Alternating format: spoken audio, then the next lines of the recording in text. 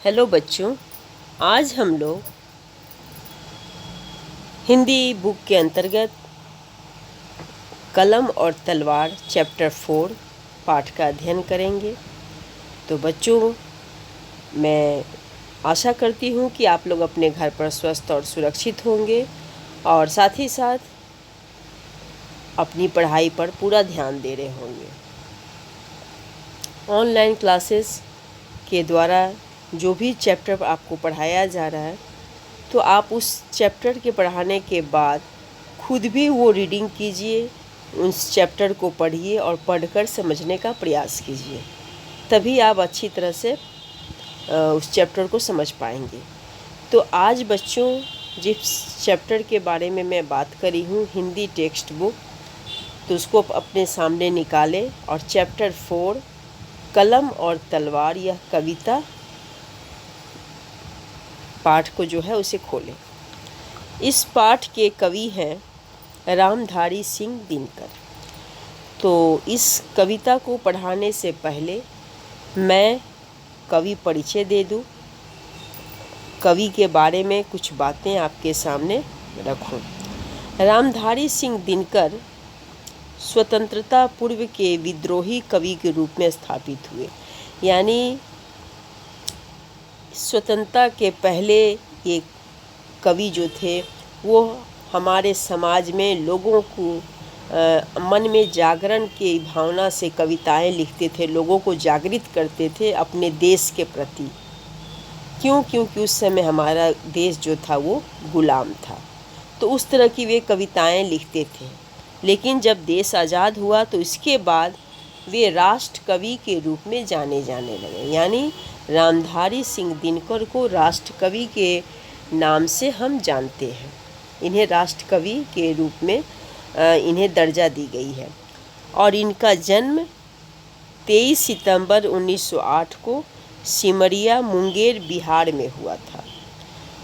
इनकी कविताओं में ओज, आक्रोश और क्रांति की पुकार है। प्रायः इनकी कविताओं में ये सभी भावों की जो है वो हमें पढ़ने को मिलते हैं। ये सभी भाव उसमें इनकी कविताओं में मौजूद होते हैं। और इनके पिता का नाम था रवि सिंह और इनकी माता का नाम था मनरूप देवी। इनकी बहुत सारी रचनाएं हमने पढ़ी हैं, कविताएं पढ़े हैं आप लोग भी। और जिसमें इनकी प्रथम जो सबसे अच्छी रचना है कुरुक्षेत्र और उर्वशी इनकी रचनाओं में से एक है।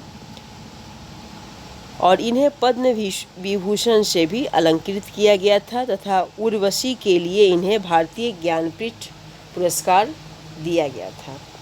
तो इस तरह से यह आज इस कविता को पढ़ने से पहले हमने कवि परिचय जाना, कवि के बारे में संक्षिप्त रूप से आपने जाना। अब हम लोग उनके द्वारा रचित यह कविता कलम और तलवार को पढ़ेंगे कि इस कविता में कवि ने क्या बताने का प्रयास किया है हम पाठकों के सामने, आप नई पीढ़ी के सामने किन बातों को रखने का प्रयास किया है। तो जैसे कि बच्चों, कविता का शीर्षक है, नाम है कलम और तलवार। कलम है और तलवार भी है, यानी दो विकल्प है हमारे सामने। उन दो विकल्पों में से कवि आज की नई पीढ़ी को, आज की युवा पीढ़ी को यह पूछना चाह रहे हैं कि इन दो विकल्पों में से तुम्हें क्या चाहिए। दो में से क्या चाहिए, कलम या कि तलवार। कवि का कहना है कि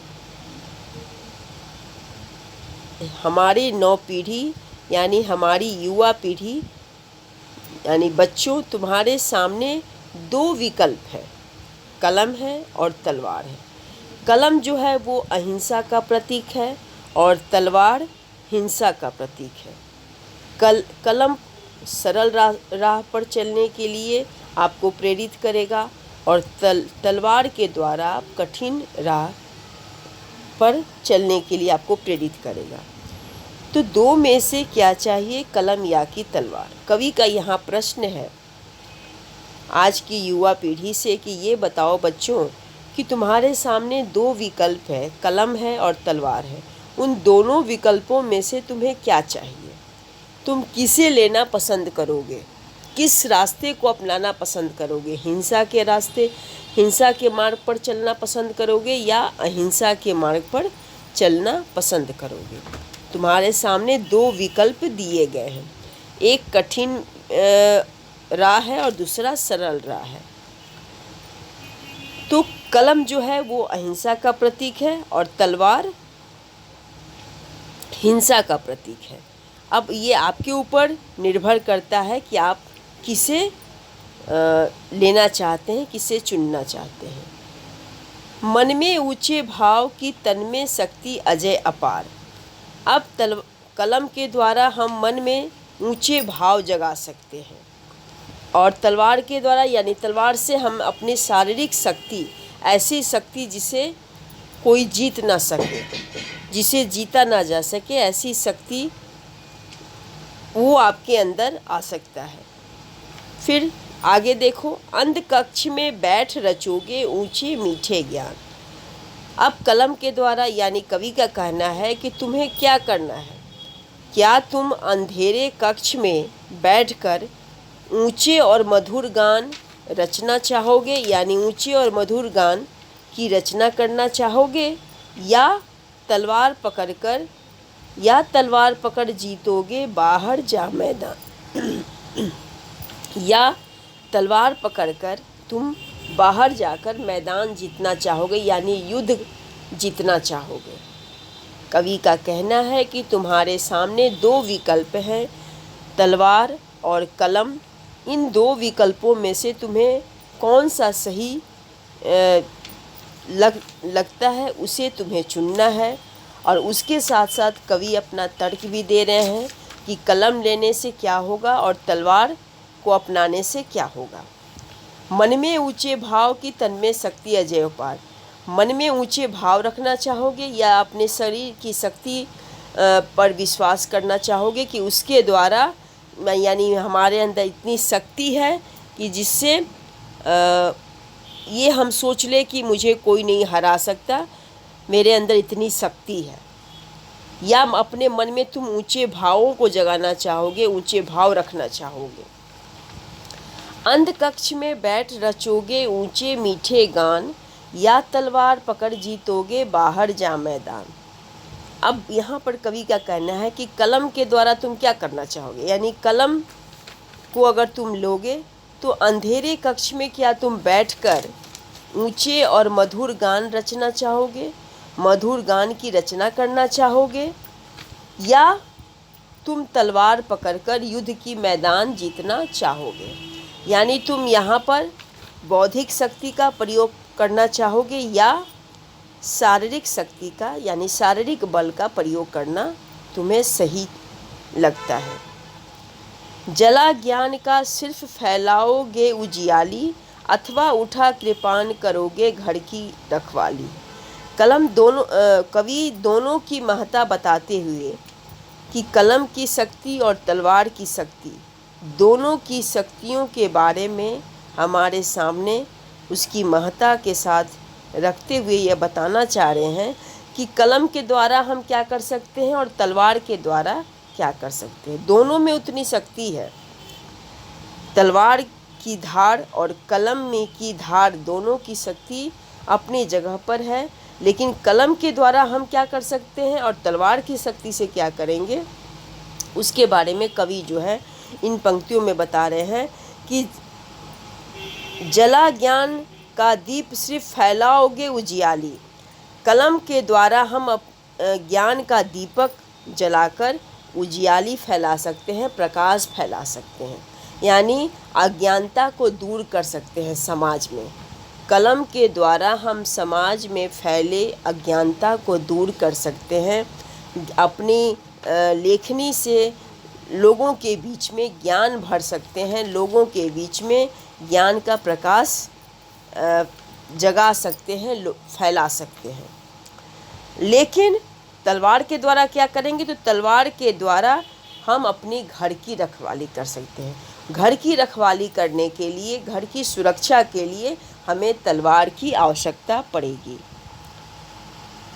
वहाँ हमें तलवार की ही आवश्यकता होगी, जिसके द्वारा हम अपनी घर की रखवाली कर सकते हैं, अपनी सुरक्षा कर सकते हैं। आत्म सुरक्षा और घर की सुरक्षा के लिए हमें तलवार की ज़रूरत पड़ेगी, तलवार की आवश्यकता पड़ेगी। तो कवि का कहना है कि क्या तुम सिर्फ ज्ञान का दीपक जलाकर उजाला फैलाना चाहोगे, या तलवार उठाकर अपना और अपने घर की रखवाली करना चाहोगे। ये कवि का प्रश्न है आज की युवा पीढ़ी के सामने। कलम देश की बड़ी शक्ति है, कलम देश की बड़ी शक्ति है, भाव जगाने वाली, दिल ही नहीं दिमागों में भी आग लगाने वाली। अब कवि देखो बच्चों, इन पंक्तियों के माध्यम से कलम की शक्ति को श्रेष्ठ बताते हुए हमें या इन बातों के द्वारा जागृत कर रहे हैं कि कलम में कितनी शक्ति है और कलम कैसे तलवार से श्रेष्ठ है।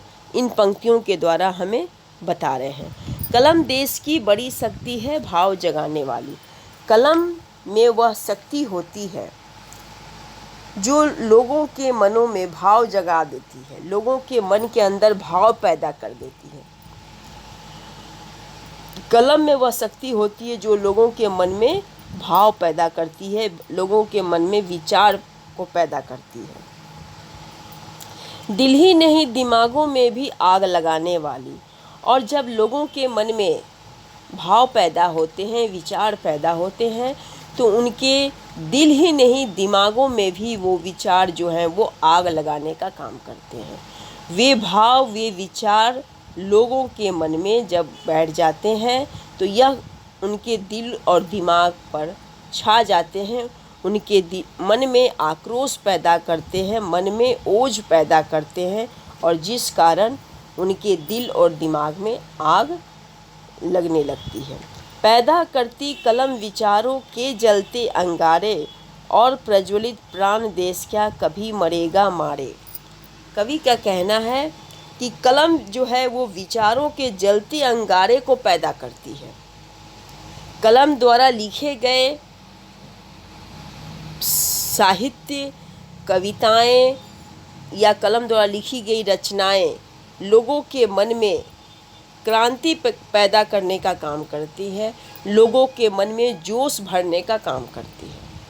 कलम द्वारा लिखे गए लेख, या वो साहित्यिक रूप से हो या कविता के रूप से हो या किसी भी रूप में हो, वह उसके अंदर राजनीतिक रूप में, सामाजिक रूप में या साहित्यिक रूप में क्रांति करने का काम करती है। और वह काम किसके द्वारा होता है? कलम के द्वारा। पैदा करती कलम विचारों के जलते अंगारे। कलम के द्वारा जलते अंगारों के विचार, कलम जो है वो विचारों के जलते अंगारे को पैदा करती है। मन में कई विचार जो है वो जलने लगते हैं जब कलम के द्वारा लिखे गए लेख, साहित्य, कविताएं जब हम पढ़ते हैं तो उसको पढ़ने के बाद मन में जो है वो जलते अंगारे पैदा हो जाते हैं। किसके? विचारों के। और प्रज्वलित प्राण देश क्या कभी मरेगा मारे। और जब हमारे शरीर में ये ज्वलित विचार पैदा हो जाते हैं तब वह मारने से भी नहीं मरेंगे। उन्हें हम मार कर भी उसे समाप्त नहीं कर सकते हैं। जब हमारे मन के अंदर वे ज्वलित विचार पैदा हो जाएंगे तो वो मारने से भी नहीं मरेंगे, वे समाप्त नहीं होंगे। लहू गर्म रखने को रखो मन में ज्वलित विचार, हिंसक जीव से बचने को चाहिए किंतु तलवार। अब कवि का कहना है कि लहू गर्म रखने को रखो मन में ज्वलित विचार, हमें अगर अपने लहू को गर्म रखना है तो मन में ज्वलित विचार को रखना होगा। ज्वलित विचार के रखने से ही हमारा लहू जो है वो गर्म रहेगा। तभी हम अपने समाज में क्रांति ला सकते हैं, समाज में परिवर्तन ला सकते हैं, समाज में बदलाव ला सकते हैं। और यह बदलाव हम कलम के द्वारा कर सकते हैं। कलम इतनी शक्ति होती है जो समाज में क्रांति ला सकती है, समाज में बदलाव ला सकते हैं विचारों के द्वारा। लेकिन फिर यहाँ पर कवि का कहना है कि हिंस्त्र जीव से बचने को चाहिए किंतु तलवार। फिर कवि कहते हैं कि हिंसक जीवों से, खूंखार जीवों से बचने के लिए लेकिन हमें फिर तलवार की आवश्यकता पड़ती है। तलवार की आवश्यकता कवि इस कविता में किस किस जगह पर कह रहे हैं? अपनी आत्मरक्षा के लिए, अपने घर की रक्षा के लिए और हिंसक जीवों से बचने के लिए, उनसे रक्षा करने के लिए हमें तलवार की आवश्यकता पड़ती है। या युद्ध में जब हम युद्ध करते हैं तो युद्ध में भी हमें तलवार की ही आवश्यकता पड़ती है युद्ध को जीतने के लिए। तो इस समय हमें तलवार की आवश्यकता होती है। लेकिन हम तलवार के द्वारा अपनी आत्मरक्षा कर सकते हैं, कुछ लोगों को बचा सकते हैं, लेकिन पूरे समाज, पूरे राष्ट्र में परिवर्तन नहीं ला सकते। समाज में परिवर्तन लाना हो, राष्ट्र में परिवर्तन लाना हो तो हमें कलम का ही सहारा लेना है। कलम में वह इतनी शक्ति होती है जो यह काम कर सकती है। इसलिए कवि तलवार की अपेक्षा कलम को श्रेष्ठ माने हैं। अब आगे देखो बच्चों, एक भेद है और जहाँ निर्भर होते नर नारी। कवि का कहना है कि एक भेद, एक रहस्य है, और वो क्या? जहाँ निर्भर होते नर नारी, जहाँ आत्मनिर्भर नर नारी हैं, उनमें कोई भेद भावना नहीं है। वे निर्भय होकर वे समाज में रहते हैं। ये रहस्य है। कलम उगलती आग जहाँ अक्षर बनते चिंगारी। और कलम जो है वो अपने लिखे अक्षरों के द्वारा चिंगारी उगलती, चिंगारी का काम करती है। और जिस चिंगारी वह जो है वो आग का रूप धारण कर लेती है। यानी कलम द्वारा लिखे गए एक एक शब्द, एक एक शब्द जब एक एक अक्षर जब शब्द का रूप धारण कर लेते हैं और उन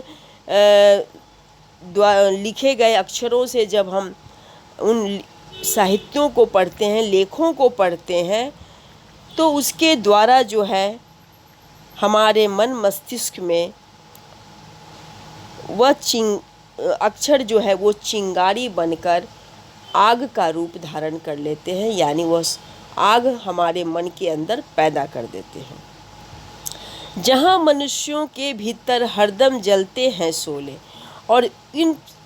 और वहाँ इन चिंगारियों के कारण मनुष्यों के अंदर जो है वो हमेशा शोले जलते रहते हैं। आग के शोले यानी विचारों के जलते शोले जो है वो हमेशा जलते रहते हैं। और ये तब होता है जब हम कलम के द्वारा लिखे गए अक्षरों को जब हम पढ़ते हैं। यह कलम की शक्ति है कि अपनी शक्ति, कलम के द्वारा लिखे गए अक्षर चिंगारी का रूप धारण करके आग पैदा कर देती है। और वह आग हमारे मन में जो है वो हमेशा विचारों के ज्वाला, विचारों के जलते हुए जो विचार हैं वो हमारे मन में रहते हैं, हमेशा रहते हैं। जहाँ मनुष्यों के भीतर हरदम जलते हैं शोले, और इस कारण मनुष्यों के अंदर हमेशा वे विचारों के जो शोले हैं वे जलते रहते हैं। बाहों में बिजली होती होते दिमाग में गोले। और बाहों में बिजली जैसी तेजी होती है, शक्ति हो जाती है, और दिमाग में गोले यानी वही विचारों के ज्वलित विचारों के हमारे मन में वह गोले भरे रहते हैं। यानी बहुत मन में ओज आक्रोश भर जाता है कलम द्वारा लिखे गए अक्षरों के बाद। कलम में इतनी शक्ति है,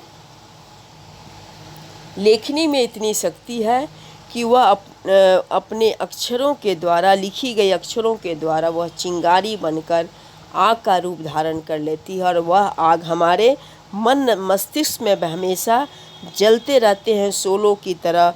और उन जब विचार दिमाग में बैठ जाते हैं, वह जलते रहते हैं, तो उसके कारण हमारी शारीरिक शक्ति जो है हमारे अंदर और उत्तेजित हो जाते हैं।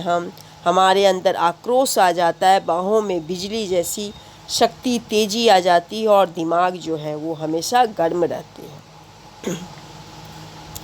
जहाँ लोग पालते लहू में हलाहल की धार, और जहाँ लोग, हलाहल मतलब विष, जहाँ लोग पालते लहू में हलाहल की धार।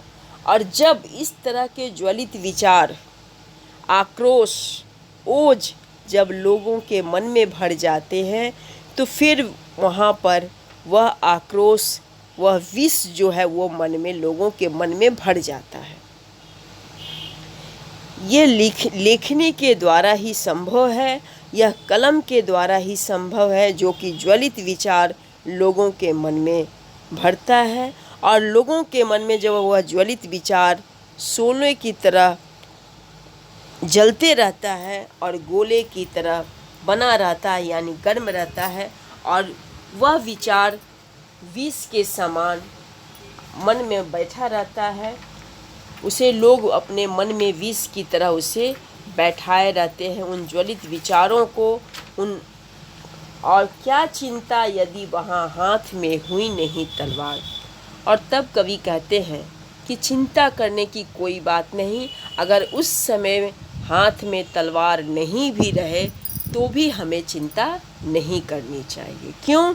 क्योंकि हमारे मन में जब वह ज्वलित विचार पैदा हो जाएंगे, आक्रोश आ जाएगा, वे विष भर जाएंगे, तो फिर उसे परिवर्तन करने से कोई रोक नहीं सकता, समाज में परिवर्तन लाने से कोई उसे रोक नहीं सकता। क्योंकि यह विचार जो है वह लोगों के मन में भर जाते हैं, लोगों के मन में भरने से पूरे समाज में क्रांति का रूप धारण कर लेते हैं, और रूप धारण करने से वह समाज में बदलाव के रूप में दिखता है, समाज में बदलाव आने लगता है। और यह बदलाव जो है वह कलम के द्वारा की जाती है। तो कवि का कहना है कि लेखनी में इतनी शक्ति है, कलम में इतनी शक्ति है, जो समाज में परिवर्तन ला सकता है, राष्ट्र में परिवर्तन ला सकता है, और राजनीतिक रूप में, साहित्यिक रूप में, हर क्षेत्र में लेखनी जो है वो अपने लिखे लेखों के द्वारा, साहित्यिक के द्वारा, कविताओं के द्वारा, शब्दों के द्वारा समाज में परिवर्तन लाने का काम करता है। वह कोई विशेष व्यक्ति के साथ नहीं, पूरे समाज, पूरे राष्ट्र में परिवर्तन लाने का काम करता है। तो कवि का कहना है बच्चों कि हमें ये दो मार्ग, दो विकल्प दिखाई दे रहे हैं, हिंसा का मार्ग और अहिंसा का मार्ग। ये तुम्हारे ऊपर निर्भर करता है कि तुम्हें क्या सही लग रहा है, तुम्हें क्या चुनना है। क्यों? क्योंकि तुम्हें सही रास्ते को अपनाकर ही आगे की तरफ बढ़ना है, अपने लक्ष्य को पाना है। तो ये कवि का कहना है कि आज की युवा पीढ़ी यह भ्रम जाल में फंसी हुई है कि हमें कौन सा रास्ता अपनाएं। तो कवि इन भ्रम जाल से बाहर निकालने के लिए यह कविता के द्वारा हमें यह सीख देने का प्रयास कर रहे हैं कि बच्चों, यह रास्ता जो है अहिंसा का रास्ता, अगर आप अपनाओगे तो आप अपनी मंजिल पर आसानी से जा सकते हो, लोगों के अंदर बदलाव ला सकते हो, सामाजिक चेतना जगा सकते हो। यह काम आप अहिंसा के द्वारा, कलम के द्वारा कर सकते हो। लेकिन तलवार से सिर्फ आप अपनी आत्मरक्षा कर सकते हो, हिंसक जीवों से बच सकते हो, युद्ध में जीतने के लिए उस समय तलवार अपना सकते हो, लेकिन सामाजिक रूप से आप उसमें जीत हासिल नहीं कर सकते। तो इसलिए कवि का यहाँ पर ज़्यादा बल कलम को अपनाने के लिए ही बता रहे हैं कि कलम में वह शक्ति जो है वो तलवार से कहीं अधिक है, तलवार से कहीं श्रेष्ठ है।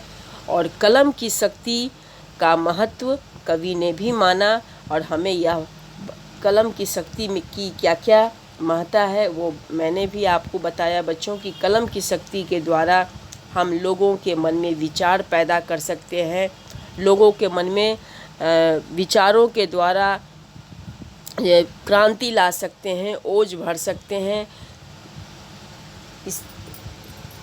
और आक्रोश भर सकते हैं। जब लोगों के मन में ये ज्वलित विचार आएंगे तो ये ज्वलित विचार के द्वारा लोगों का मन जो है वो आक्रोशित होगा, और आक्रोशित होने के बाद वह सामाजिक परिवर्तन ला सकता है, समाज में जागरूकता लाने का काम कर सकता है।